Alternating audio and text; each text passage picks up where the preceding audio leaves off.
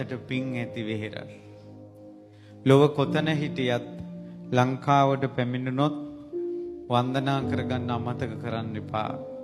උතුම් පසේ බුදු විහාරය. මේ ලක්දෙරණේත් ලෝකේත් මේ මාලබේ බුදු පසේ බුදු අරහන්තක විහාරය තුන් ලෝකෙටම පෙනෙන තැනක් බවට පත් වුණා. ලොව එකම පසේ බුදු විහාරය.